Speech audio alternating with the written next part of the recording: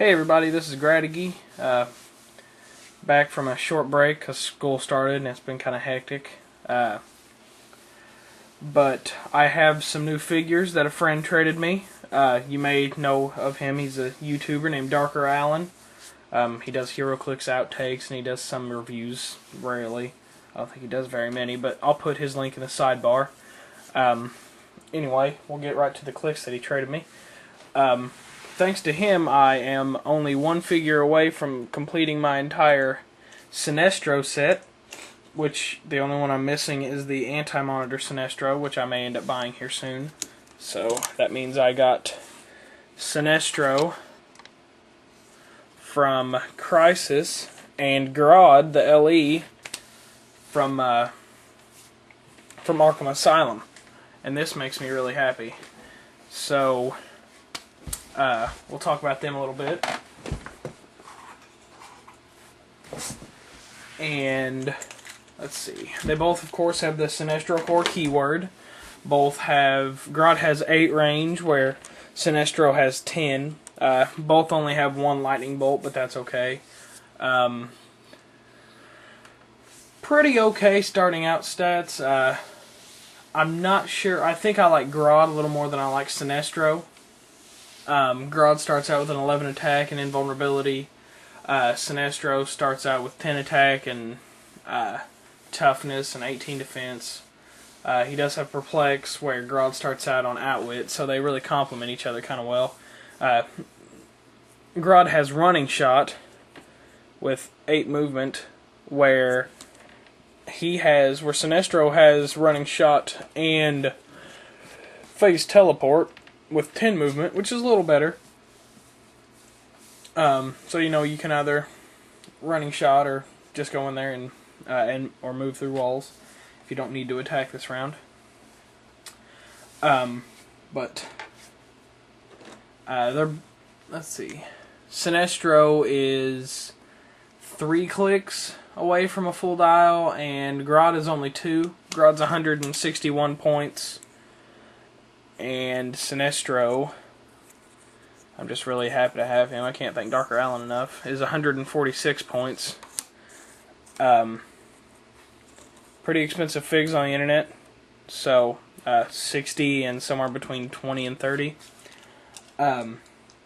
Really glad to have gotten those. But those aren't all he traded me, so you don't have to worry about that.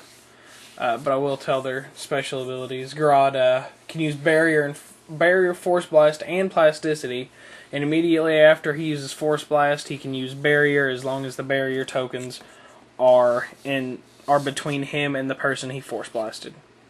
It's called Giant Yellow Paws. And then his attack white box is called Weaponer's Ring. Grodd can use Teleport, Range Combat Expert, Super Strength, and Telekinesis. So that's pretty nice. They both start out with Telekinesis, both of them on a white box. So, where his is Energy Explosion, Psychic Blast, and Telekinesis. They both get Willpower eventually down the dial. Sinestro can use Energy Explosion, Energy Shield, it's Energy Shield, Deflection, Toughness, and Willpower. He can use Energy Explosion and Range Combat Expert. When he uses Energy Explosion, damage dealt is penetrating. So that's pretty mean. It would be a little bit meaner if he had, more than 1 lightning bolt. If he had 3. But we won't go into that right now. So I think that's all I want to talk about these two. So I'll put them to the side. And then I got the LE Proteus from Mutations and Monsters. He's only 1 click away from a full dial, but that's how he should be. He's 190 points. This is what I want my 180 to 200 point figures to be. This is just the ideal kind of character. He has Mind Control as if he had the range of 10, which he doesn't. He only has a range of 4. But he does have 12 attack with Telekinesis, 18 defense, 0 damage. So basically he's put there 2 Mind Control on his first click. He can also use Phase Teleport and Prob Control on his Mind Control white box. And then he loses 1 attack and 2 of his white boxes, and he turns into a straight plasticity, poison, invuln with 18 defense still, 4 damage, and he keeps his prob control though. He has prob control and shape change. And then he keeps that power set, and he eventually loses a defense and loses attack, goes down 2 movement, and then he can use Perplex on Omnimorph. Well, actually, Omnimorph is that white box on the tin. He can only use Perplex on himself, though. And he keeps that the rest of the dial. He keeps up pretty strong attack values, actually. It's only at the very, very end of his dial does he drop below 9. He has 2 clicks of 8, and then only 2 KO slots. So, and he does have regeneration at 2 different points on his dial. He has if he doesn't have regeneration, he has toughness, invuln, and super senses. And he also gets shape change towards the end. And also on his movement, he alternates between charge and plasticity. So he's very much a tie-up character towards the end of his dial, with the shape change and the plasticity. 4 range, not impressive on his range. He's not meant to be for his range, but I like him. He looks exactly like the regular one, except his stats are much improved. So that's pretty much all I have to say about him. And then Mako, the City of Villains LE.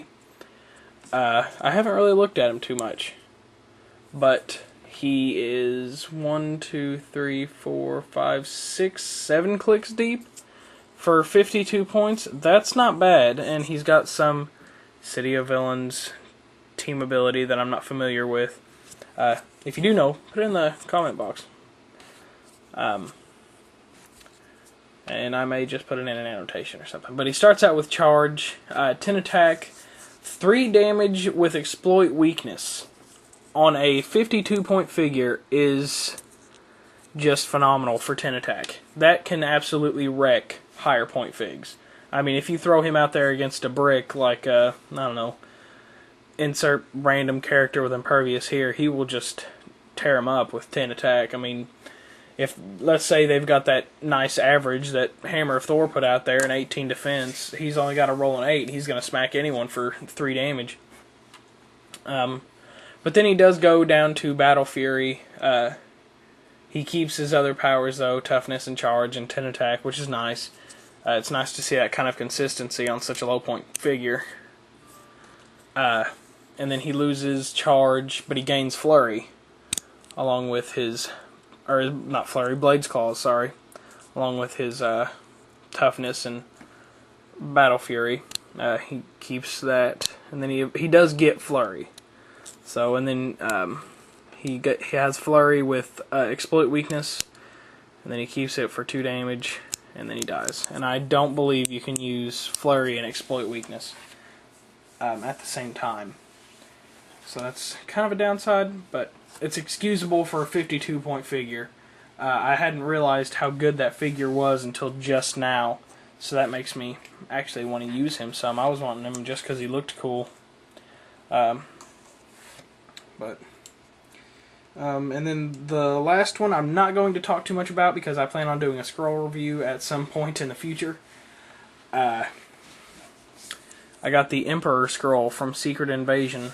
I will tell you that he is 140 points with 6 range, and he has 7 clicks of health. That looks about right. And he's exactly what you would think him to be, a Masterminder. But that's all I'm going to say, because that's all you need to know.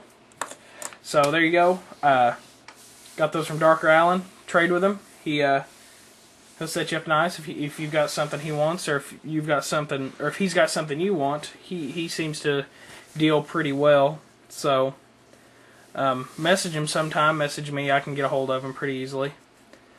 So there you go. Those are the figures I got from him. Send him a message if you want something. Thanks a lot, Alan.